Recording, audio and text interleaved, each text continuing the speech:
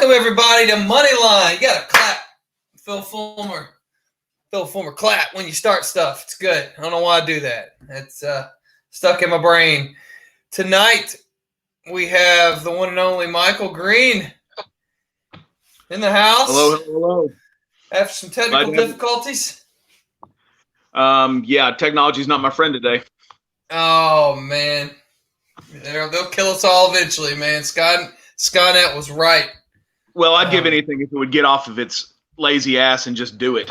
If I'm honest, let's just do end it all. Already. Come on, do it, man. Do it now. We're all just Schwarzenegger in 2021. We're all just Schwarzenegger sitting in that ditch, just screaming, "Do it, man! Let's just get it over with." That's it.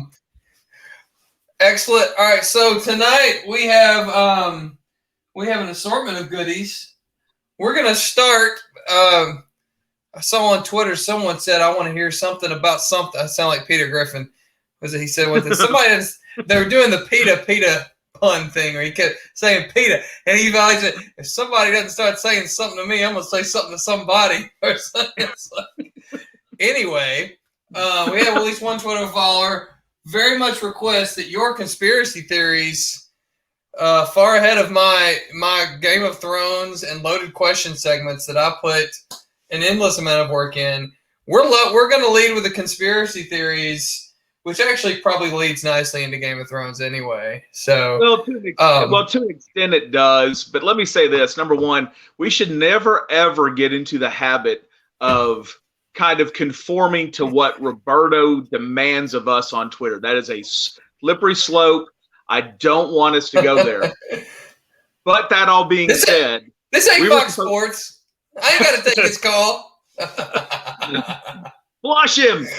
Yeah, go ahead. Sorry, man. Sorry. No, so the reason that Roberto wants me to do this is I've actually told him this. And actually, Brad, I might have told you this conspiracy theory of mine years ago, and we were hoping to cover this, I guess, last week when we were on the air with Mark. This kind of goes back to something that's been kind of rolling around in my mind for years, and it goes back to when Fulmer was first fired. And what was that? 2000, at the end of 2008, and everyone points to just so you know. We're living in 20. You just said when he was first fired. Like that's correct. Anyway, I just think I hate to just skip over that, but anyway, go ahead, keep going. First fired 2008. Okay, so he's first fired in 2008, and to a section of the fan base, there has been legitimate question then of, was it too soon? Why did it seem to happen? He's coming a year off of being in Atlanta, et cetera, et cetera. Well, sure.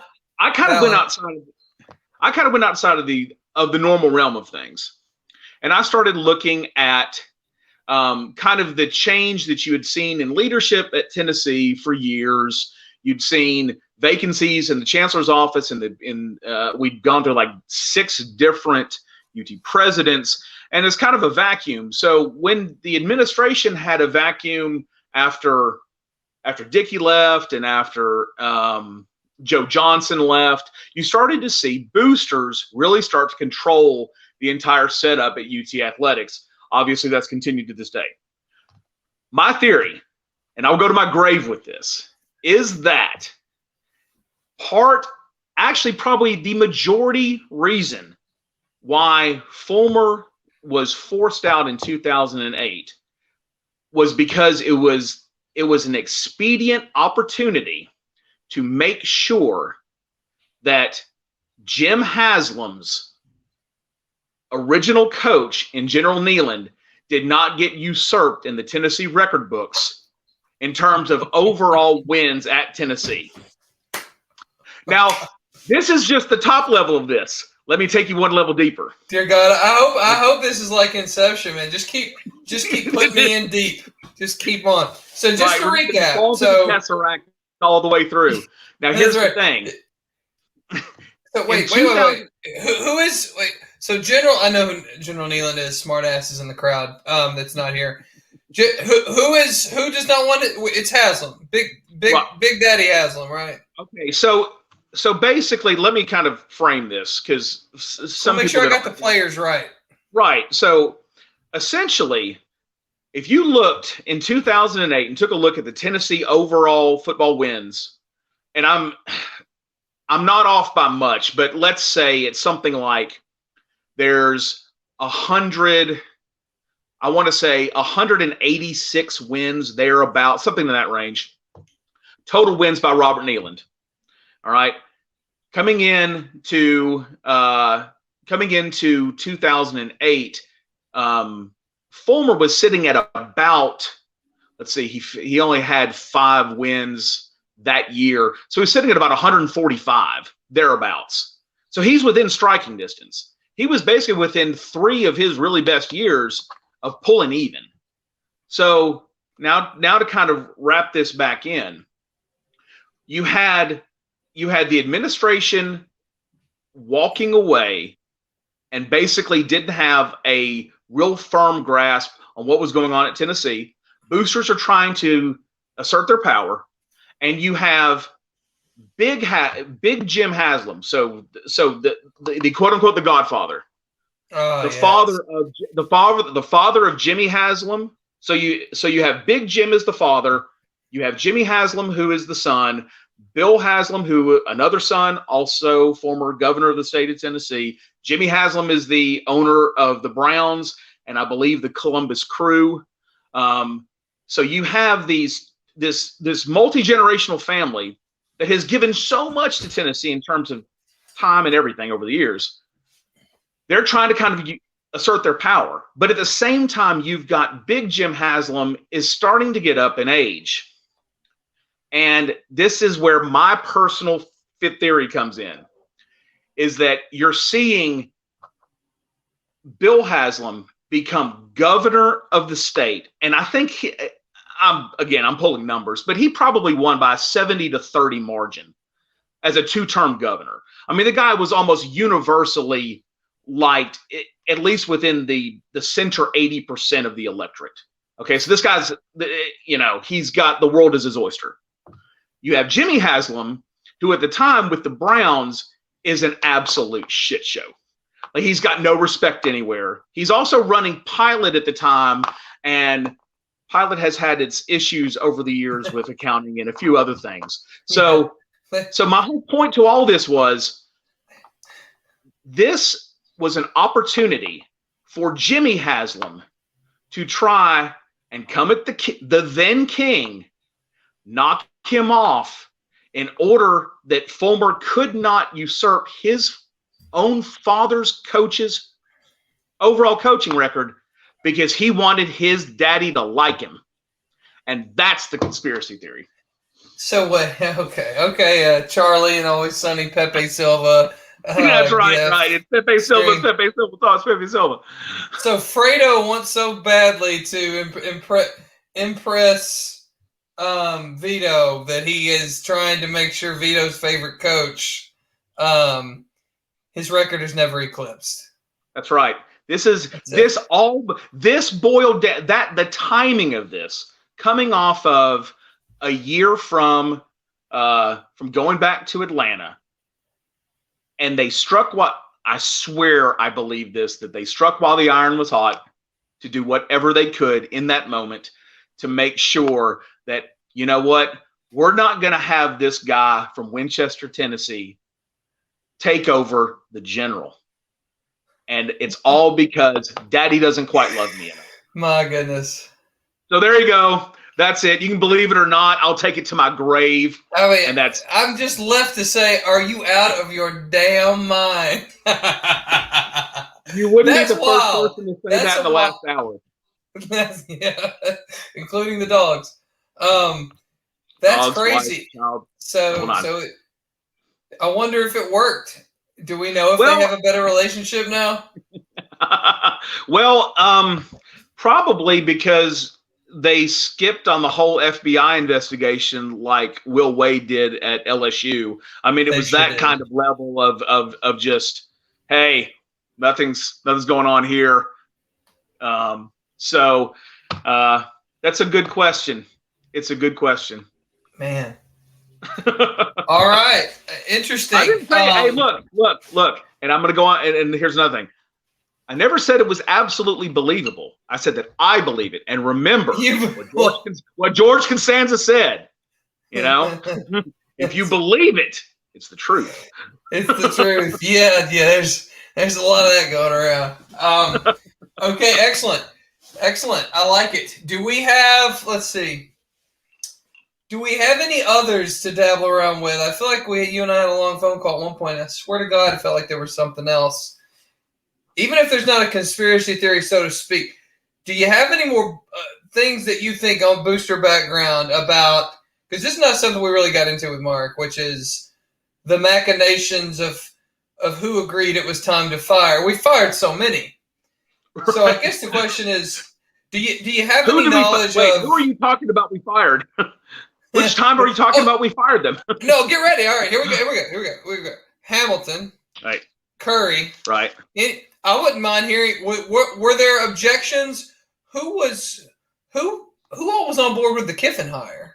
Because that is singularly the most non-Tennessee hire I've seen in my lifetime in any sport. It is the one to me that you look at all the hires and based on who the AD is and based on the situation, you can get back to it. God knows you can get back to it with this last one because he literally just pulled out the contract he handed him a few years earlier and said, here, he just erased Tennessee. So get that Central Florida and just scribbled Tennessee over it. Now, way that goes. Right. But Kiffin to me is the outlier. Well, culturally, nobody could have thought he would be a fit, which, in Tennessee, we value cultural fit way more than we do. Can you do your damn job? He had just been fired by the NFL. It's so true. Right? It is. We're about culture here. We're not about, and our culture's not even that good. So I don't know what we're doing. If you're hiring for culture, you're fucking it up. Right. And then, Al Davis just shits all over him for rightfully not playing Jamarcus Russell, by the way. Right. He's a West Coast kid, which if your name's not Casey Clausen or Kevin Simon. One of our best linebackers, Simon. We don't trust you. But so that's a weird one to me. So I am curious how that hire, I don't know if you may be like, pass, I got nothing. I am curious how that hire gets made. Well, I don't have any good insight as to, number one, how that hire got made. Like you and I were in grad school at that time, and I think we were all just absolutely floored that Tennessee would go that direction. I think it does speak to the fact that Tennessee has and always will completely overcorrect to try and fix what they thought was wrong with the last hire. And so all they end up doing is going from the right side of the ditch into the left side ditch on the other side of the road. Yeah. And it's all they've ever done. And, it goes back to what you just said. Kiffin comes out and he's the anti-Fulmer in every respect. He young, then he was thin, cocky, brash, except that they both had blonde hair and blue eyes, that was kind of it. Yeah. Or blondish.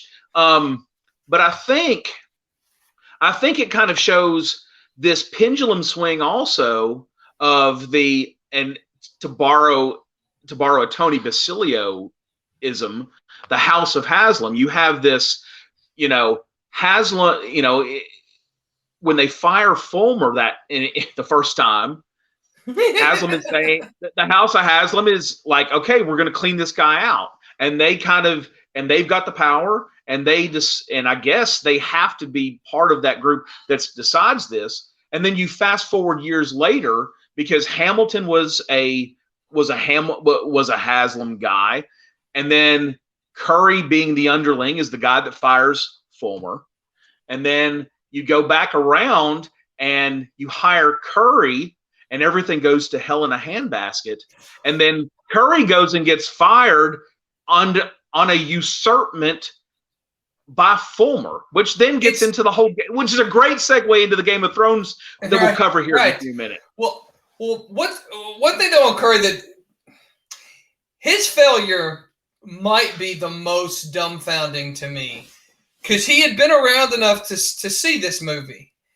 He knew it's like this sumbitch knew where the landmines were on a field, and he went looking for them. Like it's like, no, just step right there. Nah, bang. I mean, it's like he knew. He knew about the Gruden shit. Don't fuck around with that Gruden stuff, man. These Vol people, don't kid around with them about Gruden. Don't wink, wink, nod, nod. Like, it's not cute. And like, you know, he played that game. Insane. What's that? I said, yeah, we're absolutely insane and do nothing to feed that paranoia. No, because and it's just going to come back to rip you a new one. Especially when you know, and I know there's some people that like the bullshit that, oh, there was some real talk there. Yeah, man. Okay, sure. The Ringer there's some real talk between them buying Milkshake Funeral for $10 million in the sense that I listen to their podcast. That's the connection. So that's preposterous. But like, that one kind of blows my mind just because I find this booster stuff so interesting because I have so little knowledge of it at all. And I think a lot of Tennessee fans too. Like, it's funny. It's almost like I'm watching a cartoon on Saturday morning and I hear names like Thunder Bob Thornton. And I'm like, well, what is that thing? What is that? Can someone tell me about what that is? That sounds fun. So like, just like, I guess it's a new segment. Better know a donor. So like, right. Because I when all these, you know, Basilios on there, you know, Thunder Bomb's not just going to go for this kind of, it ain't going to happen, guys. Like, I don't know, I have to. He kind of does this, so I guess I feel like I have to. But right. I would like to know, like, actually, who is he? Why does he get so much talk? Not quite as Haslam, but like he gets run like he's pulling some strings. Do you know? Can you tell me about Thunderbob?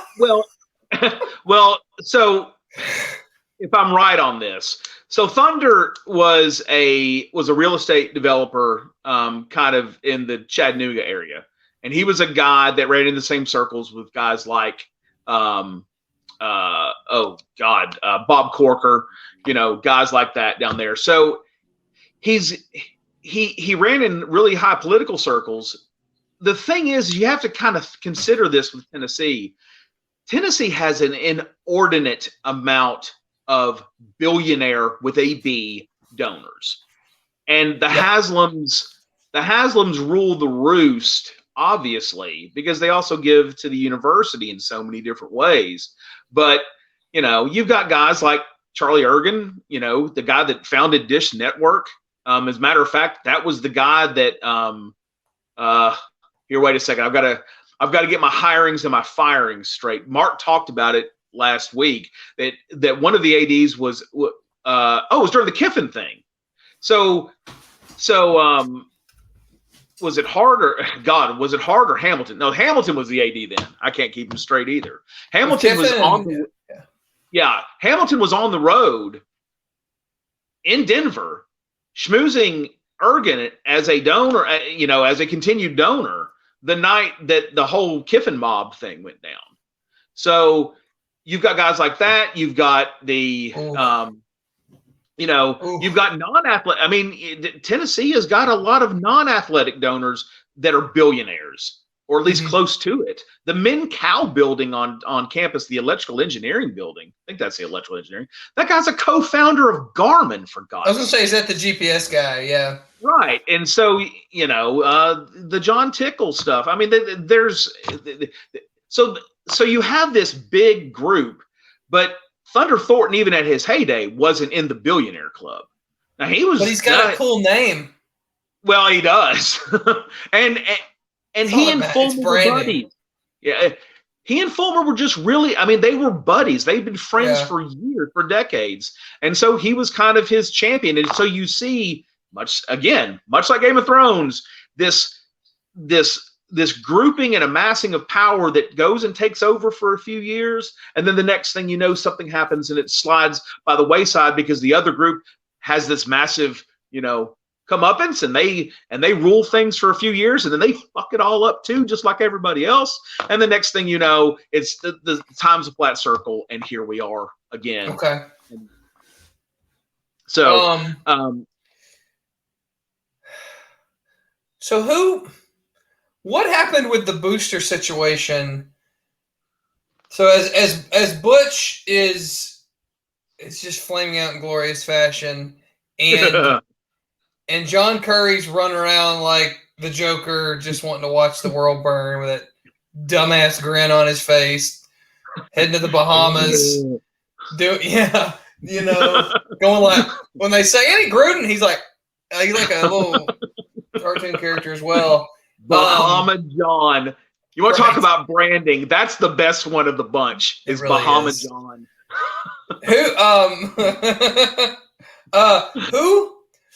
What are the boosters? Okay. What the hell were they doing while he was trying to hire Greg Schiano and all that was going down? Because it felt like the only one was driving the ship. Well, no, I think that the ship was on autopilot. Was that their revenge? Like, here you go, you have it. No, I mean, I think that I'm a big believer in the whole Occam's razor. The simplest answer is usually the best. Mm-hmm. And the simplest answer is his guy, the Haslam family, for whatever reason, and what that reason is, I have no idea, determined that was going to be your guy. Go get him. He's already signed. I mean, we've already talked to him. He's ready to sign. Just go and do it. And I mean, that's been said 1,000 times before. Yeah. I'm not breaking any news, obviously. Well, no, I know. I just wanted to verify that. So they kind of Kerry. I just don't. Yeah, well, I don't think that Curry, or I don't think any of these glorified gym teachers, and that includes the athletic administrations too. I don't think any of these guys are like these ultra nefarious people. I don't think they've got the intelligence level for it, quite honestly. Right. If they had the intelligence level, we wouldn't suck as much as we do. No, that's right. So Haslam, Schiano was their guy. Right. Right.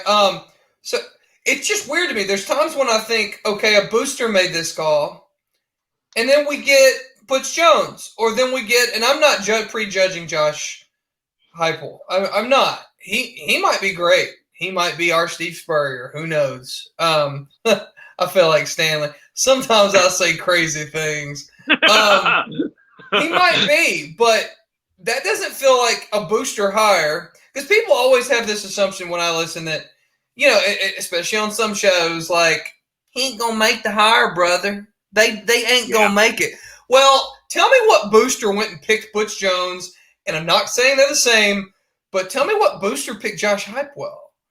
I think the athletic directors have a large say in who gets hired. I'm sorry. I know it makes someone sound like they're really in the know when they say opposite, but I think Danny White had a big say in it, which is the reason why his last hire is now our coach.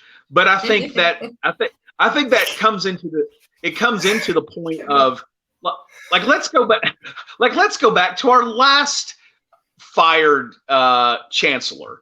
Okay, so Aunt Bev is up here and she is hell on wheels, and I'm not sure if she knows what from apple butter, but she's like, roll tide, and we're like, no, Bev. Oh, I mean Peyton. Peyton. Oh God. Okay, so at the end of the day, she came in, and it was like, okay, you need to.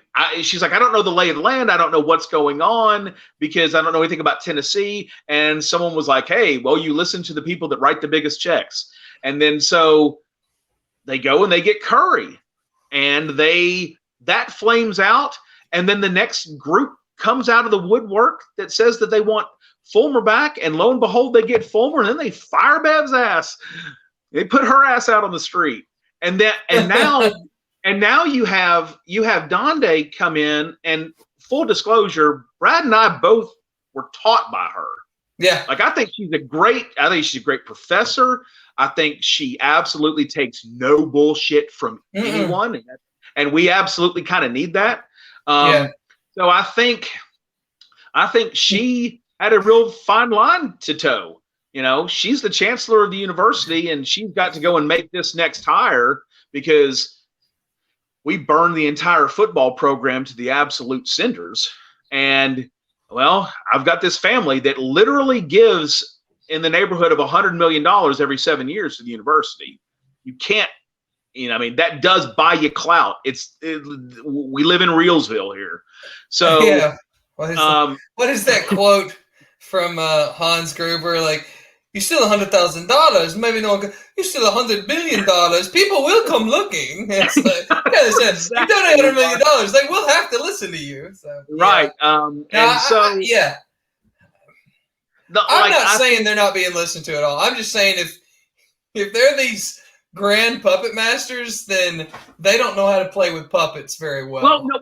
Well, that's just it. They don't because they have one hire. They have one person, and that's it. Like, they haven't thought beyond that because they're these titans of industry, and they've never been told no. They haven't been told no in 40 years.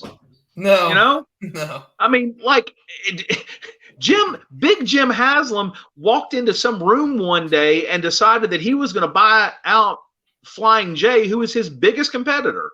He just did it. Nice. And he's not publicly traded. This guy had his own personal money. He's just like, look, I don't care how many billion it is, whatever. We'll do it. Because I wanted it, because we're not going to grow it organically. You can't do that. We're just going to buy your biggest competitor. So these guys are like, well, I have this one hire. And then all of a sudden, you'll notice when that first one goes sideways, that's when everything hits the fan. Because no one has a plan. No. And everything just crumbles into nothingness. It looks like Thanos after the snap. And just everyone's ideas just fall to dust right at your feet. God. And that is kind of where we end up. And I think that's exactly where we ended up when Danny, look, I mean, everyone lauded the Danny White hire. I mean, I'm really hoping that, you're like 17th cousins with him, Brad, and we can kind of, make this. I'm going to say that there may be something there. I'll get into it. But at the end of the day, I'll send him some cocktail mixers. Yes. Well, hey, look, he's running Tennessee athletics. He's going to need it. He's going to have your name written all over it. Now, literally. This is good. All right, so there's more things. Next time you and I chat, I might get into some forward stuff. I think I want to talk about old Joshy Poo a little more. I'm the one. Look, this is my show, so I'm going to talk about Rick Barnes. I don't care who likes it, who doesn't like it. I'll just say this. Look, he's an above-average coach by the statistics. I'll give you. Look, I'm not going to argue that, but we're going to get into some shit because there's some folks that need to level set about this guy and what he is and what he's actually accomplished, what he actually hasn't accomplished. And I'm not saying get rid of the guy because God knows who they'd hire at this point. It would probably be, I don't know. Let's see. What's a small look, Georgia State's assistant ADs? Yeah, we'll bring him in and he can. I don't know. I don't even know where I'm going with it. Well, the floor for Tennessee should always be Steve Forbes at ETSU, who was Pearl's right-hand man. Tennessee would obviously bungle that, and ETSU's AD, Scott Carter, is an ETSU grad, but he was here at Tennessee for a lot of years. I know Scott, haven't spoken to him in many years, but he's just a really good guy. I wouldn't want to leave working for him. That's a good dude to work with and work for. Yeah. So, but in a rational world that doesn't exist, that always has to be your floor. Like for years, Tennessee should just go hire Rick Byrd from Belmont. And for years that should have been it. You should have hired him before you hired Buzz Peterson. For sure, back then. And he's a nice guy, and he's a Tennessee, so that's all fine. And I'd be fine. Like, let's see, when he retires, because he's not. Everybody can stop. He is not getting fired. And I remember, I said I'm gonna save this, and I will, but I remember when we were a total joke in basketball on a consistent basis. Right. And right. So like. When the best thing we can hope for is let's just watch Allen Houston put up 30 shots. At least his shot, it's a nice shot. It's going to look good. We'll just, or Stevie Hamer screaming at somebody. So, like, that's all great. So I remember how bad it can be. I'm not saying run him out, but his teams have no identity. And unless you get all the talent like Kentucky, when they're good, they do, you got to have an identity. So that means, do you press the whole time? Do you press and shoot threes? Is that your identity? Are you a grind it out like Konzo, like 3 punches and a half court? Like, you better have something to lean on. And I think that's the biggest part. They don't have an identity to lean on. What are they? And I'd make the argument that they've never really had a true identity. You just had generational talent. Yeah. You had Grant Williams, who could basically put the entire team on his shoulders, and an Admiral, and by their sheer force of will. Oh yeah, Bone, and Jordan. Oh gosh, who's the other guy who did the zombie gif coming up from the dead? He was Jordy Mack. There you go. Yes. McRae. And then, there was another one that played with Grant, an Admiral. He was real bouncy. He had that inbound dunk off that inbound play. Oh, God. Right. We know it. I can see his face. Anyway. Yeah. We'll look that up. All right. Let's move on to Game of Vols before we get to loaded questions. Because my God. So what I wanted to do is I wanted to pick stuff where I had to connect some dots. So I've got it in a list. I would throw it up on the screen, but today was a very busy day. I do have some slides for us on our loaded questions. Okay. Why don't we start with Fulmer? All right. Who we got? Okay. Let me preface this. These questions were kind of going around Twitter last night. It was kind of interesting. And to an extent, I mean, there are multiple answers for almost every single one of these, and multiple right ones. There are ones that may be more right and certainly more entertaining than others. So that's kind of what I tried to go with, is stuff that's, it may not be the slam dunk, but if you sit there for 5 seconds and kind of cock your head around and go, holy shit, we approach it similar. I'm going for entertainment, like interesting. Like, I'm not literally sitting there going, okay, I've got to find moments in their lifetimes that align. So, right. Yeah. Well, and to be fair, like, I'm not. You're a mega fan. I admittedly, I watched it through once. After the first season, I pretty much said I'm not watching this anymore. I'm sleepy, but I came back to it. Rough. What's that? Yeah, I was like, I was promised like dragons and powers, and what is this shit? Like, so anyway, but no, I came right back. I watched every season. But you are a super fan, so that'll also be interesting to see. So you got it's hopefully you guys will get a kick out of some of these. Fulmer. Well, I'm trying to think of the best way to. There is actually a meme of this that's circulated on the internet, and I've got it stuck in my phone. And after this, I'll throw it up on one of the on one of our Twitter threads about this broadcast, and it basically boils down to a meme of Phil Fulmer's face, and the caption on it said, "Tell John Curry it was me," because the right answer for Fulmer is actually Lady Olenna. Okay, it is Lady Olenna. Now here's the thing. I quit thinking about this. I quit thinking about this the moment that he was rehired or hired as athletic director. Yeah. Everything since then, that's got nothing to do with this because it's not entertaining. Well, that's but here's what it is. So with Fulmer and Lady Olenna, it's all about the long game, the real long game. It's about setting up 10 and 15 and 20 years of trying to put pieces in place that you can try to attain power. But then at the end, you're still ending up taking the poison and getting killed. Right. And that's exactly what happened to both of them. So that's mine on. Okay, well done. Yeah, this was my laziest of ones. I just, so you've got Fulmer's Lady Olenna. What's that? I said my Kiffin one is really Oh, well, I feel like Kiffin should be everybody's this. So I like the late. How do you say her name? Olenna. Lady Olenna.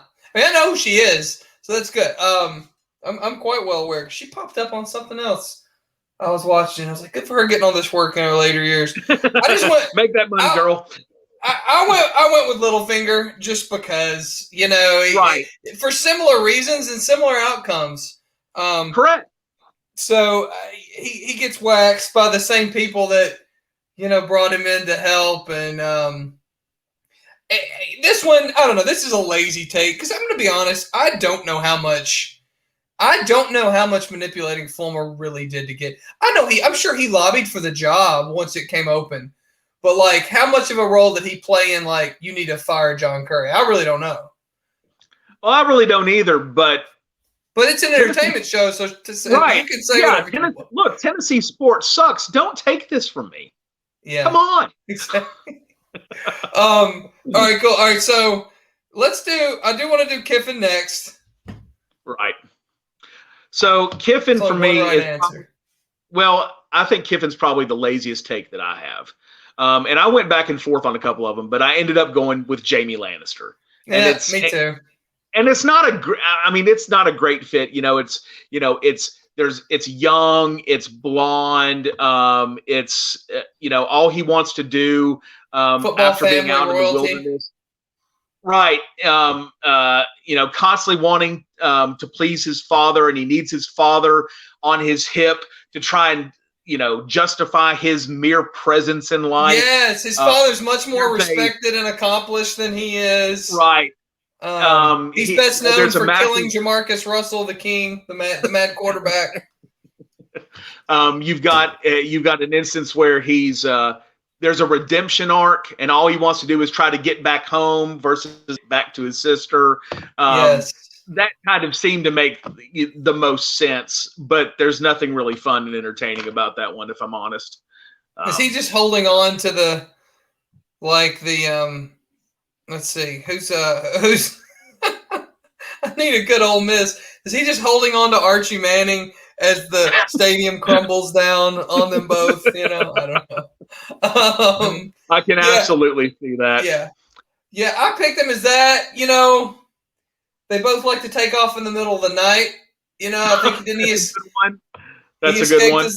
They both escaped what they felt, I guess, were their prisons in the middle of the night. Assholes. Yeah. Really, if he just had his hand cut off, it would almost be too perfect. It really would.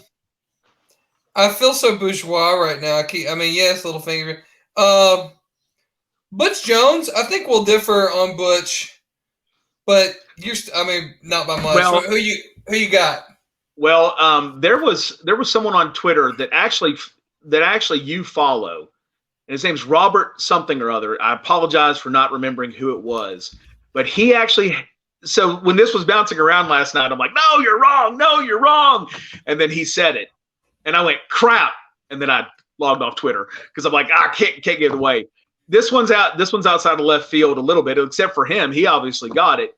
It's Oberyn Martell, the Red Viper of Dorne. Now everyone goes, that shit. Yeah, he talked all that mess. It's all about the look. It's about the watches, and it's about, for Oberyn, it's about the robes and, Butch's shoe collection and all these things. And he steps in the ring with the baddest man on the planet and talks all that smack, and then he got. His head. What we need? Pop. We need some great Tennessee fan that knows how to do this. Take the video of the fight, and as he's winning, you've got Hail Mary, Georgia, Florida comeback, and then he gets grabbed, and it's Vanderbilt, it's South Carolina, and they just put those up there. There has to be no less than about 18 people I can think of that could make that actually happen, and it needs to absolutely happen. Someone step up and help us here. That would be fantastic. Because you can see him all dancing around, with these wins here and this one here, and then when he first gets tripped, it's Texas A&M lost in overtime, and right. That fight scene is literally a metaphor for that season. That's so perfect. Right. Yeah. That's so perfect. Who did you end up having for him? Man, I said Joffrey. I probably dislike Butch the most of any of these guys. Right. And I was like, I can't get past it. And that thing he said about we got to decide what kind of what kind of media we want. That felt like such an autocrat, dictator, fascist bullshit thing to say that I was like, that's Joffrey. Joffrey would say that. You know what I mean? Like, you're exactly right. And so again, this goes back to there being multiple correct answers. I mean, look, I'm good friends with guys like Seth Stokes when he was working for Jason Swain, and if I think I'm right in this, that Seth was the one that had the whole back pocket list. That was because of him and something that he asked or said or whatever. And you're right. That ultra fascist crap that he spewed from that little podium was unbelievable. And it was a very Joffrey move. Well, it doesn't get any better than this. He does a photo shoot, right? And he's sitting on a Game of Thrones chair. This actually happened. I forgot about this. And he said, doesn't he say something about, don't all the people that sit on this thing get killed or something? I swear to God, I think he said something like that. On his throne of that his actually shoes. sounds familiar. Yeah, there's the picture. Yeah. I won't try and Google it. The Game of Jones. The Game of Jones, yeah. Jeez Louise. God, sometimes our media department just tries too hard. And usually they're pretty good, but that one was just an absolute. Well, that was yet another bit of the Nike shit. That was when we first got. That was. It's like, was it Stanley talking to Pam and Jim? Like, that's like Nike and y'all worked together on this one, didn't you? Right. Yeah. As an aside, we need to do a short show on nothing but how horrendous that Nike contract was. Oh, I'm eager to do. Yeah, we'll do Nike and Rick. We'll boot that up. All right, let's see. Steve White, what did that say about Kiffin's distress? I don't know. I don't know if that's an incest joke, but that's how I'm going to take it, and I like it. I kept trying to think of some way to work in maybe his ex-wife was his sister, but there was just no clever way to get there. Well, I actually had a line, and so I've got like 3 pages of notes, and they're all chicken scratch, and I can barely read it. But actually, I had a line for Lyle Jones on Oberyn Martell and the fact that they both had fairly attractive wives at the time, or whatever Oberyn's was. Yeah. So yet another. Wait, what was Oberyn's wife's name, or Ilaria Sands. So Ilaria Sands chip dip doesn't have the same ring to it. It was. What does that say about? What's that? I said sprinkled with Rotel. That would be some like Greek shit. So it would probably have some hummus and some oil. Oh my God, I bet that would be so much better than Barb's chip dip. Oh yeah, some pine nuts. A little bit of roasted red pepper. Maybe just a little bit. There you go. It was sister, Steve White. It was sister, not distress. Excellent. Right. I'm his son, therefore I can read his mind. Right. Next, Pruitt. Who we got? Oh, I got two. Okay. Well, yeah. I went back and forth a bunch on this, and so I'm going to tell you the characteristics, and then I'll finally tell you who it is.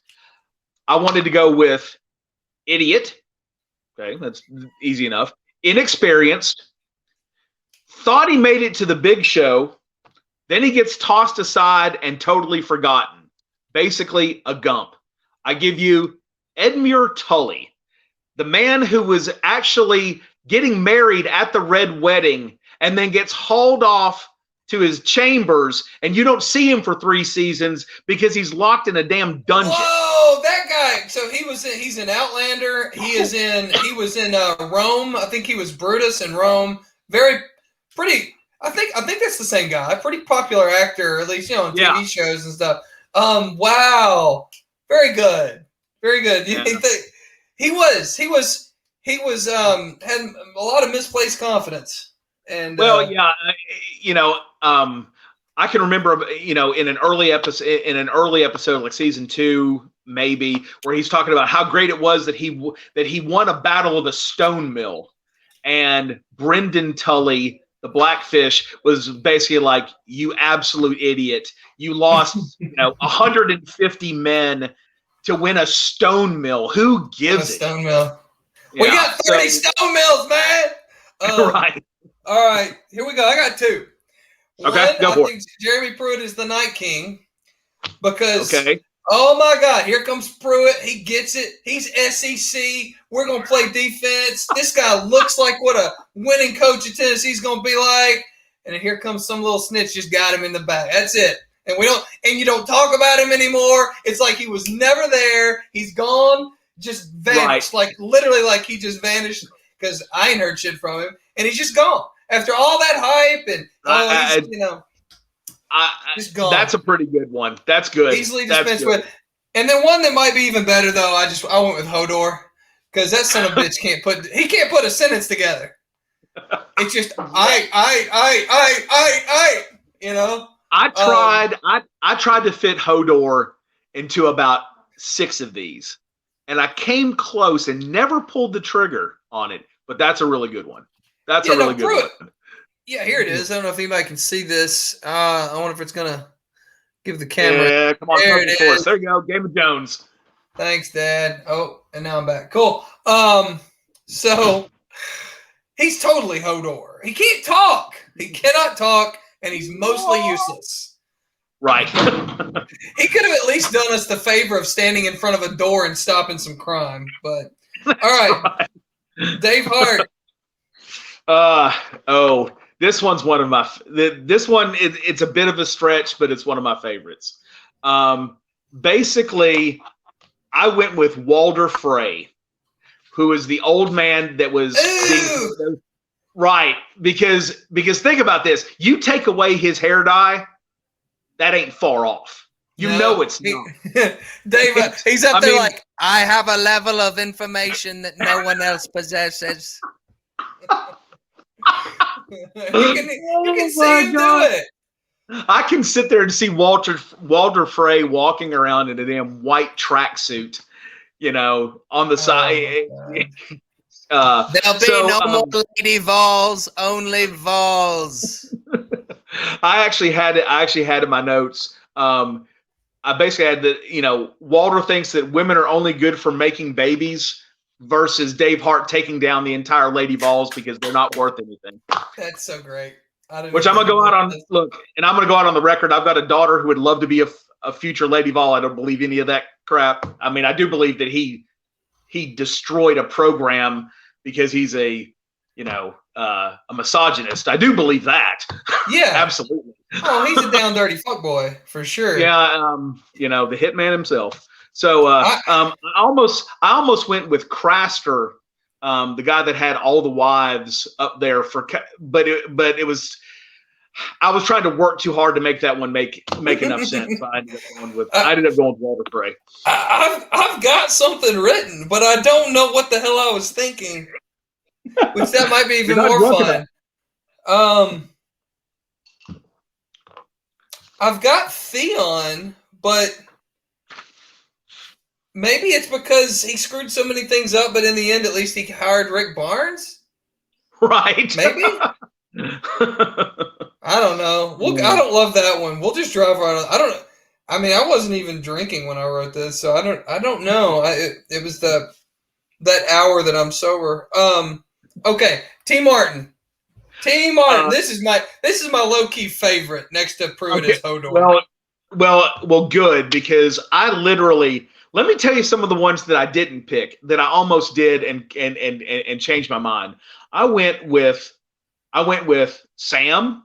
I went with Robin Aaron. I went with Hot Pie. I tried hard to make Hot Pie work because I wanted him to get a shot. Hot Pie was the guy that makes all the bread, and he's only in 4 episodes throughout the entire run of series. But he deep cuts, Mike. Deep cuts. I really, truthfully, if you'd put Jim Chaney up there, Hot Pie would have been Jim Chaney. Oh, that would have been a fantastic move. But I ended up going with Gendry.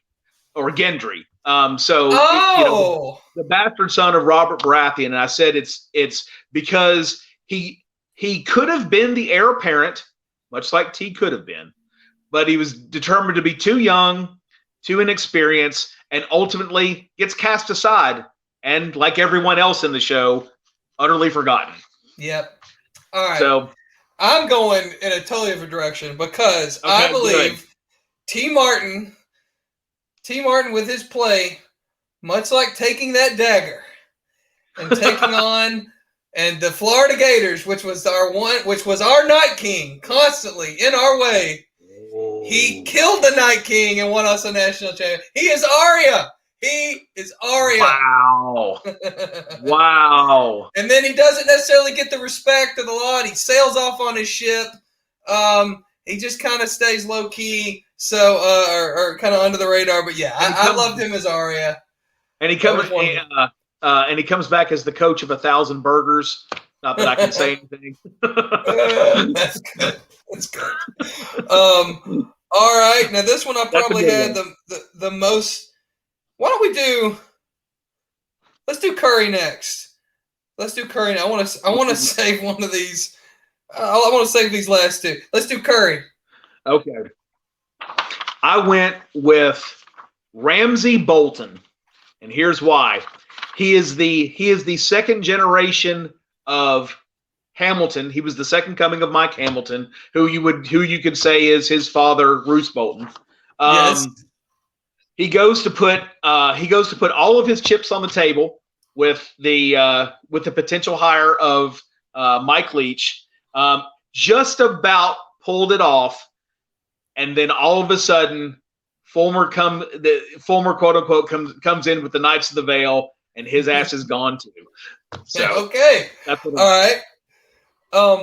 I went with Rob Stark because I felt like Curry thought he had all this shit figured out, and they're like, you can't marry that girl, Rob. He's like, I can do it. They're like, John, you can't hire Greg Schiano. Somebody had to tell him you can't do.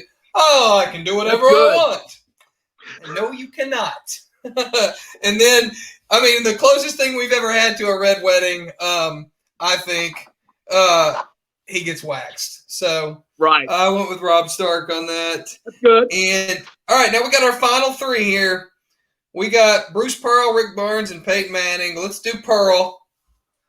I think a lot of people might have gone with this, so this one may be somewhat lazy. Excuse me. I went with Braun, and the reason because all the women wanted him, and you can see that from all the pictures of him laid across all the co-eds, on the golf carts, all that stuff. All the men want to be him. Everyone wants to go and hang out with him, but all he wants is his money and his kingdom. Period. End of story. And both of them have the ability to play extremely dirty when needed. All right, Bruce. Okay. For Bruce, for me, is the one and only. Look, he built something up amazing. So much potential. Most people loved him. And then right at the end, it just slipped from his grasp. So I went with Khaleesi. He is my Khaleesi. That's a good call. So I will, and I low-key worship him. So I don't worship him, but he was the best basketball coach we've ever had. So I went with Khaleesi on that. Especially just the way it ended, man. Like, I remember he gets fired, and it's like, it can't end like this. The same feeling I had when he got fired is the feeling I had at the end of the last episode of Game of Thrones. I was like, what? There's a great line by John Malkovich, who plays a character called Teddy KGB in the movie Rounders, where Matt Damon's character basically cleans him out of all of his money. Yes. This is right before the end of it, and he goes, I feel so unsatisfied. That is the end of the Pearl era. That is the end of the last season of Game of Thrones. Yes. Like a little in for a quickie. Yeah. I've watched that movie a few times. Yeah.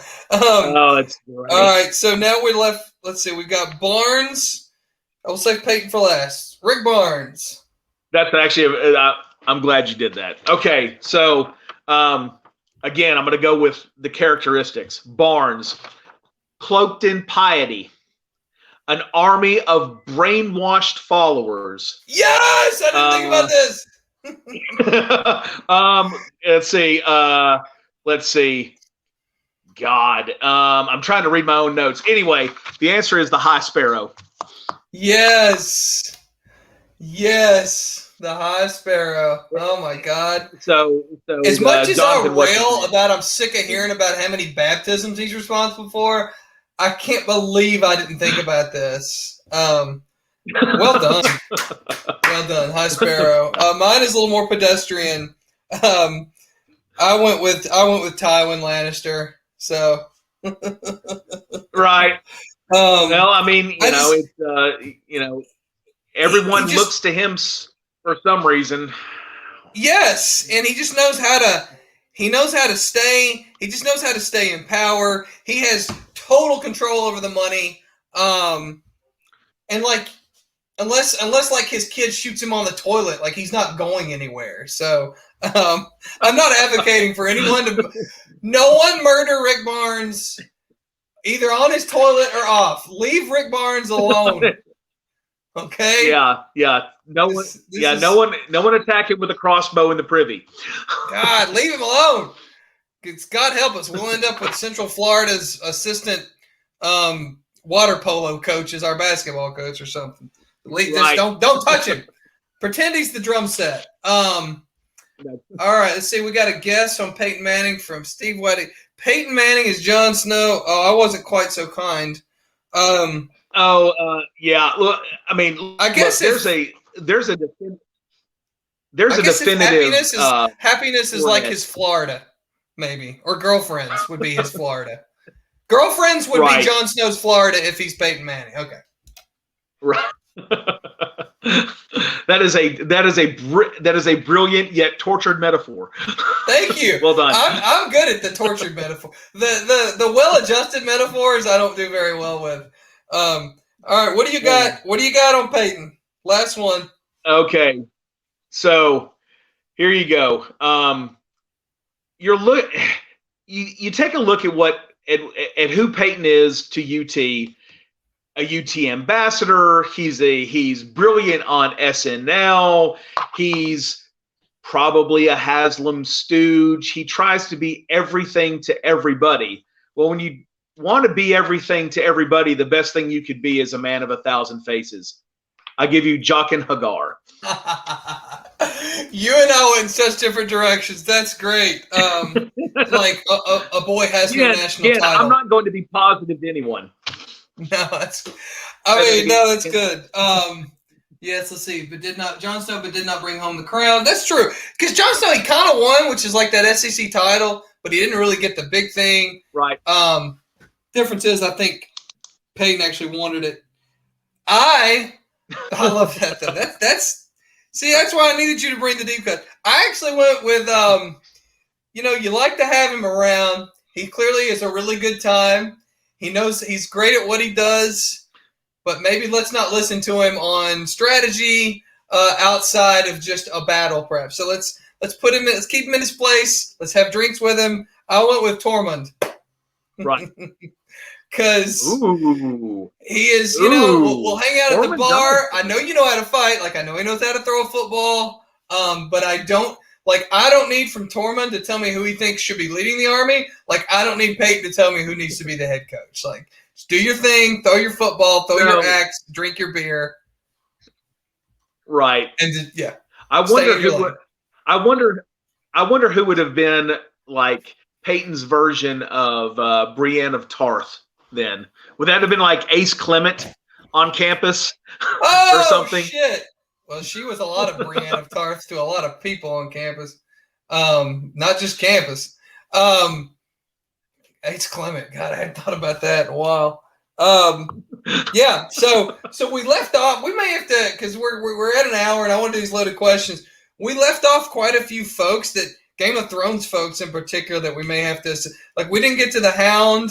We didn't get to the Mountain. So we may have to save some for the next time. I think part of the problem for me is, just like you said, I wasn't trying, nor will I ever put any of this stuff in a positive light. And you've got too many people in Game of Thrones that at the end of the day are kind of heroic. And Right. I don't associate heroism with Tennessee athletics anymore. Well, it's funny though. I come at it from different. And honest to God, you know, in Guardians of the Galaxy when they're getting their mugshots in the first one, and that one guy there on the planet who's in charge of it looks at him and goes, "What a bunch of a-holes." I just feel like Game of Thrones is filled with such a bunch of assholes who typically at the big moment are going to make the wrong choice. And like, I wouldn't trust these guys to run a Piggly Wiggly, much less Westeros. But I think for you reading the books, I think helps. I think puts them in a better light because it's pretty clear for me that the show. We won't do a Game of Thrones segment. We can't tonight, but it's pretty clear that they deviated wildly, to say the least. At least toward the end.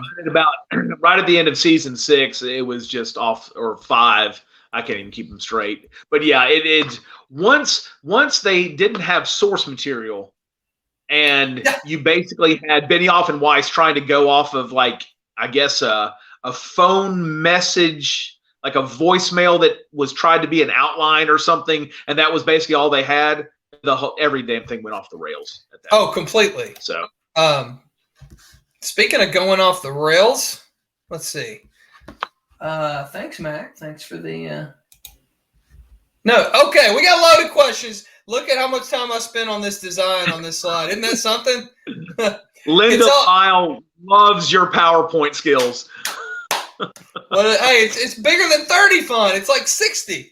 So we're going to do some rapid fire loaded questions. Actually, this is because I thought about this was like the last thing I thought of, and it was like 10 minutes before we were supposed to go on.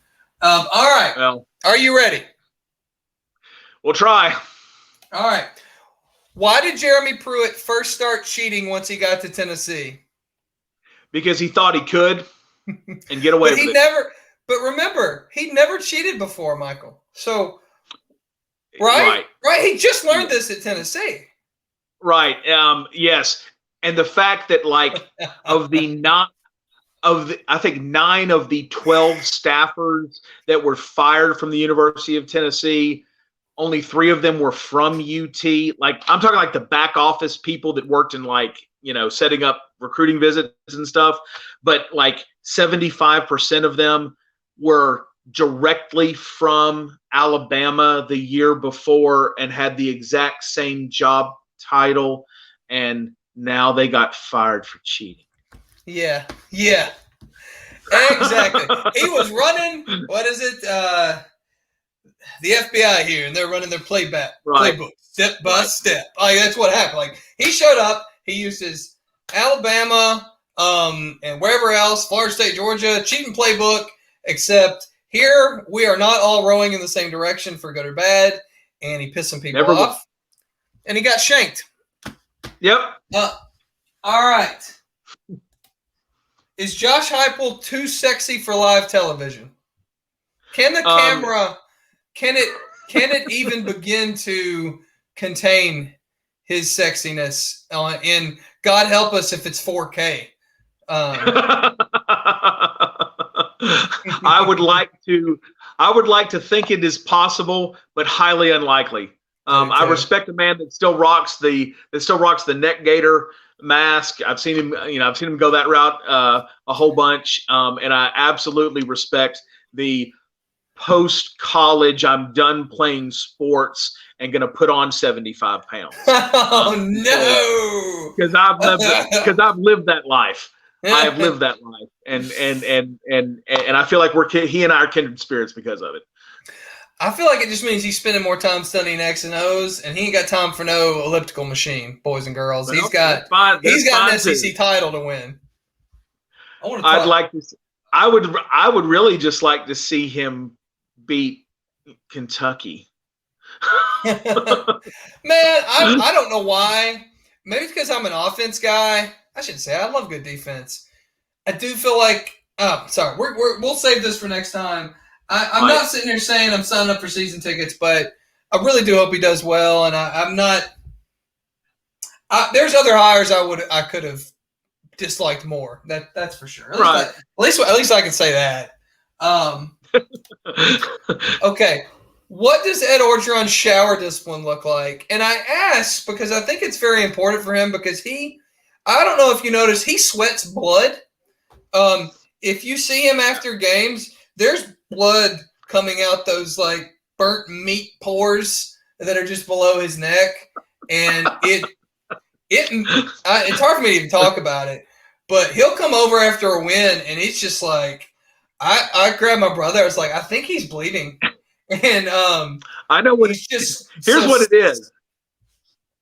Please tell me that you were a fan of the show Scrubs. I've seen like a few. I haven't seen all of the seasons, but I'm familiar with it. Okay, there's a character on there named Hooch. Hooch was an African American doctor that had a bit of a like personality quirk, and everyone liked to pull pranks on him. And there was a scene in one episode where someone took bouillon cubes, unscrewed a shower head, put the broth cubes in it, and then when he took a shower at the end of his shift, he comes out covered in broth. That is Ed Orgeron shower. He got a bathing in broth. Shower. That's good. Thank you. I like that one. All right. This is a math problem. Out of 200 pass attempts, who completes more passes? Tyler Bray with glass bottles or JG with footballs? My 14-year-old daughter throwing marshmallows. Anything. Okay. Of course it's Tyler Bray. So Bray. Of course it's Tyler Bray. Because a lot of people don't know that dumpster was moving and on fire, and he sunk every one of them. It was actually from a tweet that Mark Nagy put out. The actual dumpster on fire flowing down the road. I mean, like he has that copyrighted. I'm pretty sure. Everyone has to pay that. That's good stuff. For the use of it. So. And by the way, like I don't really like go after players, but the moratorium on him is lifted because he is now he is a Cougar, so I don't have to worry about it. And he's also about my age, so it's all right. Let's see. This might be the last one. What is Derek Dooley's record if he coaches if he coaches every game on a stool? Are we talking like lifetime or per season or? At Tennessee, I think his record was it 17-20? Oh, it was a losing record. It was, a little bit under 500. I'm just like, does it help him to be on the stool? I would think yes, simply because it prevents him from meddling in anything else. And basically you only have to deal with his volume and like from an auditory standpoint, him screaming at you, but you don't have to deal with him actually bursting into your position room and tell everyone that, all your kids have got staph infections and, go use soap on a rag and then go out and tell the tell the media about it. MRSA on 3, boys. Take it to the locker rooms. Better than COVID. Oh God! Thank God they'd all be dead if he was the coach. At least Pruitt didn't lose anybody. Let's see what's. Oh, here we go. Last question. If Butch Jones was a salesperson, what would? Whoopsie. What would? Look at that. You can tell. That's because I went to Tennessee for grad school. I can't spell right. Wood. I mean, besides snake oil? Besides snake oil? Yes. Oh God. Mercedes cars. I mean, I go back to that big SLS that he Gull Wing that he had, which I mean, I give Jones a whole lot of crap, and number one, you should never have a car like that if you coach at Tennessee. Like that doesn't exactly work well with this. But because I'm a massive car guy, I was like, that's pretty good. That was inspired, a wrong inspiration, but inspired. So that's what I'll go with. I think he would sell manure. A lot of it. Everything out of his mouth is just total shit. Yeah. God, I dislike this guy. We're going to add a Butch Jones episode. I just want to, I guess maybe we've covered it enough. There's some other things that I think would be fun to talk about. I'd like to talk about, and I'll close this out, but what was the sports station that Ainge and the guy, J-Bay, was that his name? Or Oh yeah, Tennessee Sports Radio. it was like the first alternative to Right. the mainstream station. It'd be fun to do a little history of that, because it's one day I happened to I didn't listen to it all the time, but I happened to flip over and they're playing like oldies or something. And I was like, what the hell happened? So Jason Bailey's a good friend of mine. I mean, I could probably con him into telling some war stories. That actually might be kind of fun. It. All right. As always, I have cocktail mixers to bribe with. Hey, look, he's got some crazy stories from back in the day, because he used to be like a really, really huge, like Nashville area country music DJ. And I remember at one point him telling stories on, like, he called in like 4 favors so that he could go out and, let's say partake of some green leafiness with Willie Nelson one day. He's got stories like that. Wow. Yeah. Okay. So that's pretty cool. We'll have to get him on. I got I got a little story time that is not related to anything, except I know you're a big car guy, and this is one area where there's no man card being given to me based on my knowledge of cars whatsoever. So I know first thing, I know what you don't gas. Know. Yeah. So I'm walking around the neighborhood. There's this really nice automotive shop that's kind of one of those custom deals where they'll have Maseratis, but sometimes they'll have really old like Ford Broncos, and the price runs the gamut. I've looked at their stuff and it's everything from whoa to I could actually afford that. So walking by, and there's this Mercedes-Benz SUV. And it's like that boxy, like Jungle Explorer look. And I'm like, man, they don't make stuff that looks like that. I love that. Yeah, and the G-Class. Yeah, okay. So, yeah, I'm just like, oh, Mercedes-Benz SUV that is black. And so I walk by, and my girlfriend's like, it says it's G, blah, blah, blah, which she tells me later she knew exactly what it meant. But anyway, so I'm like, oh, okay, well, now I know. So I call them up. I'm like, hey, there's a black Mercedes-Benz out front. It's a G, blah, blah, blah.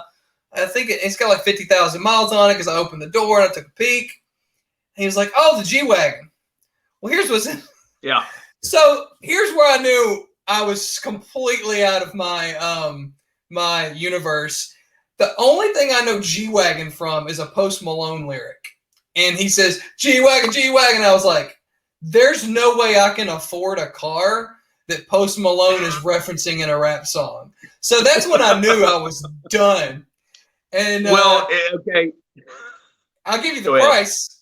He says, oh man, that's pretty slick. It's 2013, 50,000 miles. I got it listed for 82,000, but I'd do 80.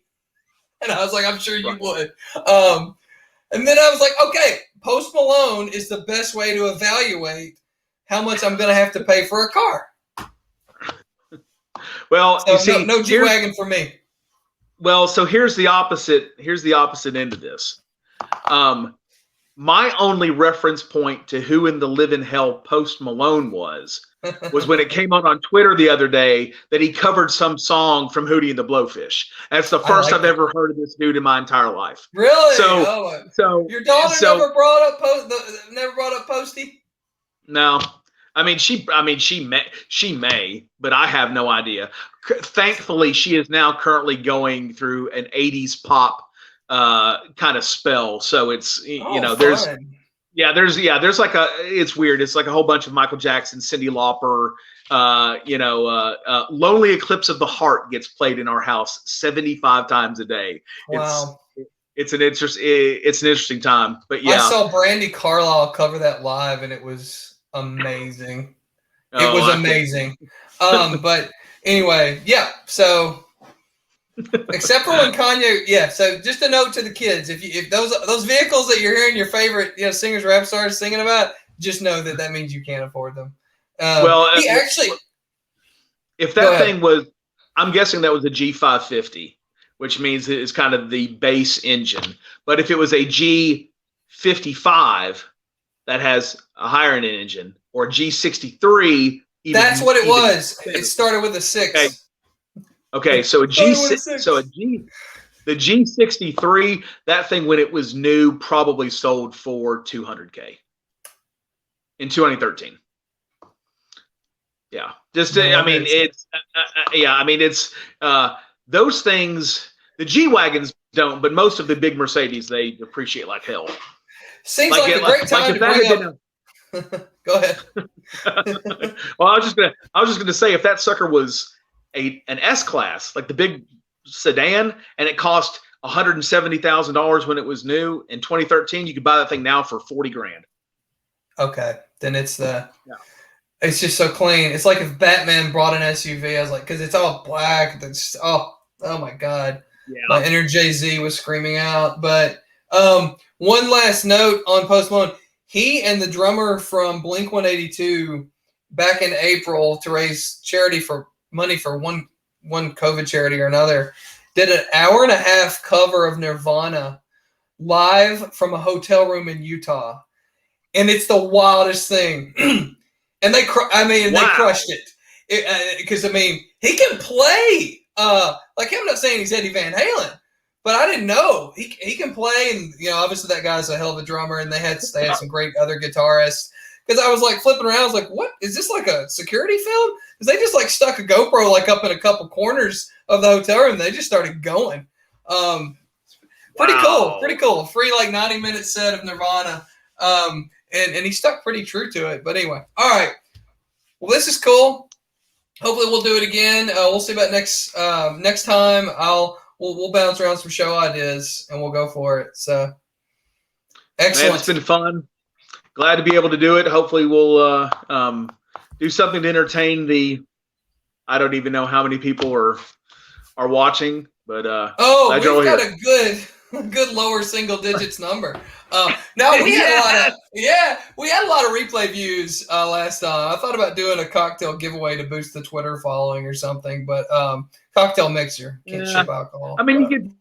You get that 6 to 7 o'clock kind of East Coast ish. That's kind of a weird time. It's good. It works for us obviously to film them, but it's a lot of people can't sit down for an hour.